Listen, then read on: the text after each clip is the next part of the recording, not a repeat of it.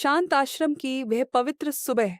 एक गौ माता शांत भाव से घास चर रही है। पास ही दादी श्रद्धा से उनके चरण स्पर्श कर माथे से लगाती है। बालक आश्चर्य से यह दृश्य देखता है। दादी दादी, क्या सच में गौ माता इतनी पवित्र होती हैं?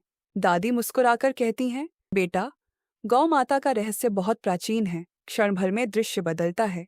क्षीर सागर में देव और दानव समुद्र मंथन कर रहे हैं और उसी दिव्य प्रकाश से प्रकट होती हैं कामधेनु। यह वही दिव्य गौ हैं जिन्हें ऋषि मुनियों ने समृद्धि और पवित्रता का प्रतीक माना। हरी भरी वृंदावन भूमि, यमुना किनारे बांसुरी की मधुर ध्वनि गूंजती है। श्री कृष्ण मुस्कुराते हुए अपनी प्रिय गायों के बीच खड़े हैं। गायें प्रेम से उनके चरणों के पास आती हैं।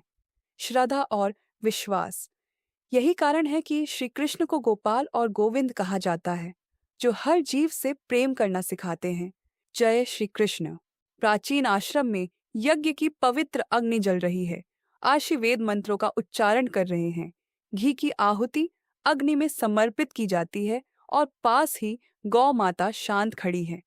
हे प्रभु, वेदों में कहा गया है कि गौ माता केवल एक पशु नहीं, बल्कि धर्म, समृद्धि और पवित्रता का आधार है। गौ माता की जय। एक साधारण भारतीय गांव। किसान खेत में हल चला रहा है।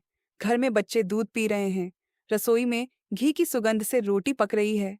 भगवान की कृपा। गौ माता केवल आस्था ही नहीं, बल्कि जीवन, पोषण और आत्मनिर्भरता की आधारशिला भी है। गौ माता की जय। ध्यानमय वातावरण। गौ माता के चारों ओर हल्की दिव्य आभा फैलती है। मान्यता है कि उनके भीतर 33 कोटि देवताओं की पवित्र ऊर्जा निवास करती है। इसी कारण गौ सेवा को पुण्य और भक्ति का मार्ग माना गया है। गौ माता की जय।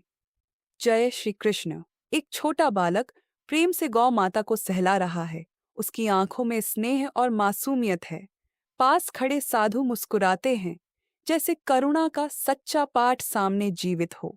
जो हर जीव में ईश्वर को देखे, वही सच्चा धर्म समझ पाता है। जय गौ माता। अब वही बालक श्रद्धा से झुककर गौ माता के चरण स्पर्श करता है।